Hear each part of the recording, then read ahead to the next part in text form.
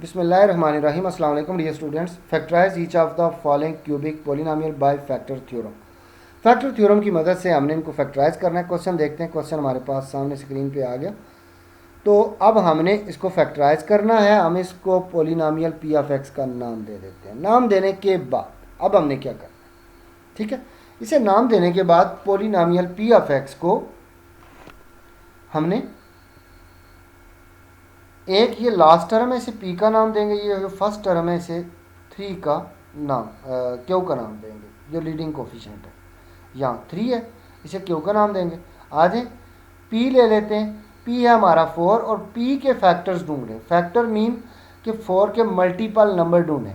अच्छा, वो कौन कौन से नंबर हैं जिन्हें मल्टीप्लाई किया जाए फोर आता है। फोर वन सा फोर होता है, ठीक है। इसका मतलब है एक वन होगा एक फोर होगा।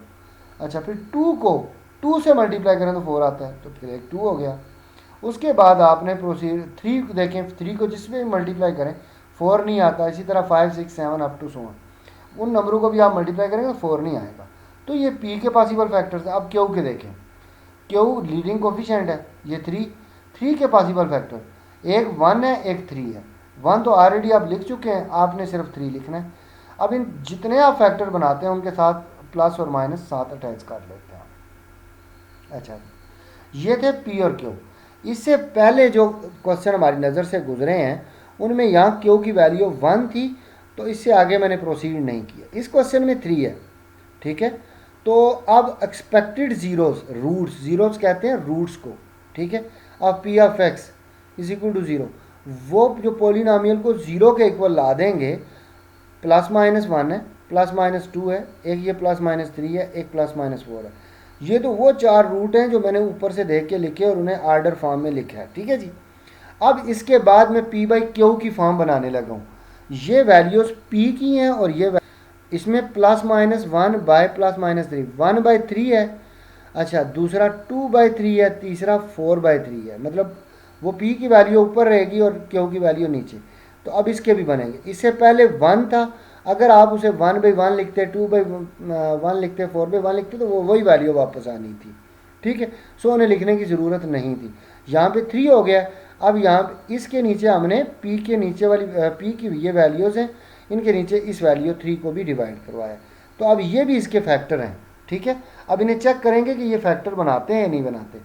तो अब हमने दोबारा से इन वैल्यूज़ को बारी बारी अपने पी ऑफ एक्स में यूज़ करना है। आ जाए यूज़ करते हैं, ठीक है। सबसे पहले एक्स की प्लेस पे हमने वन यूज़ करना है। वन यूज़ कर दिया एक्स की प्लेस पे, यहाँ भी वन, यहाँ भी वन और यहाँ भी वन। अब इसे कैलकुलेट करें। वन का क्यूब वन होता है, वन का स्क्वायर वन होता है, ठीक है। अब हम इन्हें कैलकुलेट करते हैं, ऐड करते हैं। ऐड करने के बाद माइनस सिक्स आता है, नॉट इक्वल टू जीरो। इसने ज़ीरो नहीं दिया, तो X is equal to one जो है वो फिर क्या है, फैक्टर या रूट नहीं। X is equal to one root नहीं है पी ऑफ एक्स का। अगर तो रिजल्ट ज़ीरो आता तो हम उसे फैक्टर मानते, रूट मानते, ठीक है।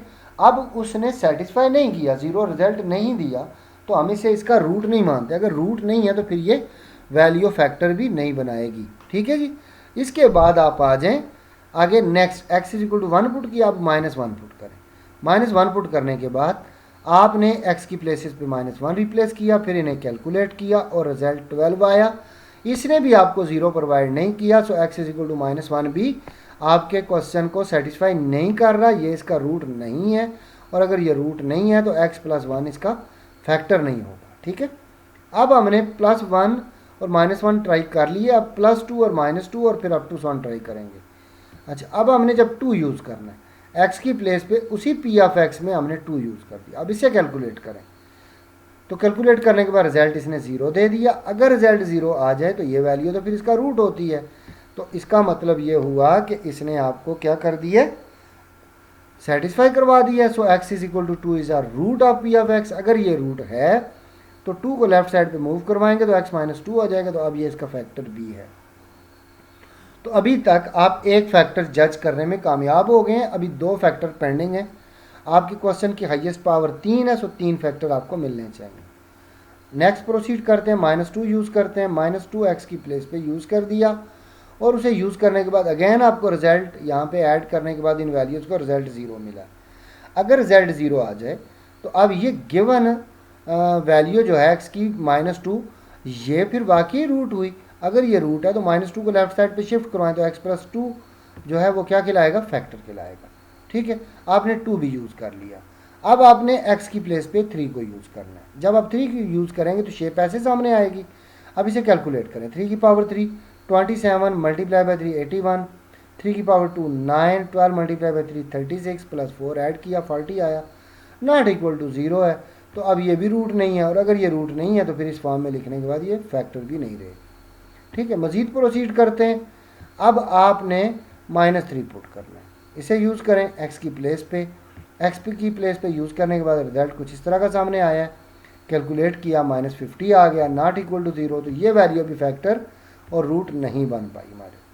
अब हमने 4 को यूज़ करना है। जब हम 4 को यूज़ करते हैं और x की प्लेस पे तो क्वेश्चन की शेप ये हो। ठीक है, अब इसे कैलकुलेट करें। 4 की पावर 3,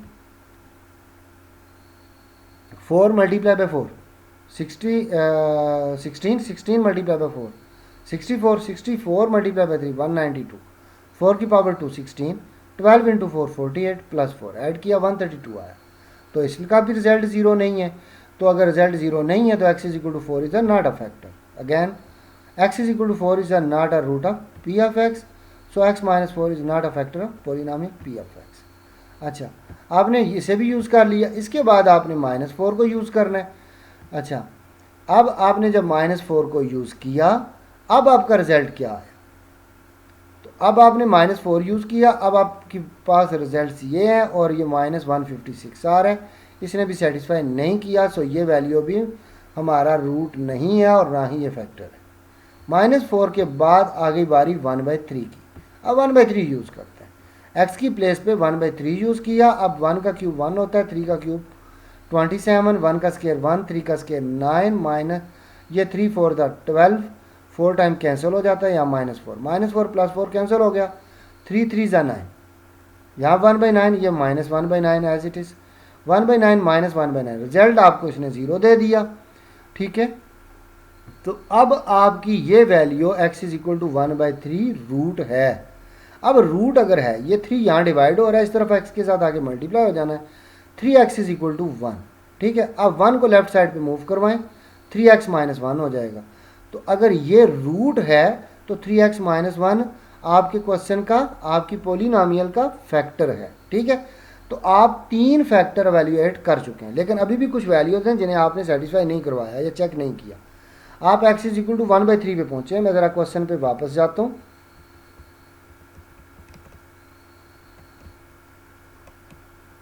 यहाँ देखिए, +1 -1 +2 -2 +3 -3 आप चेक कर चुके हैं, +4 -4 ये भी चेक कर चुके हैं।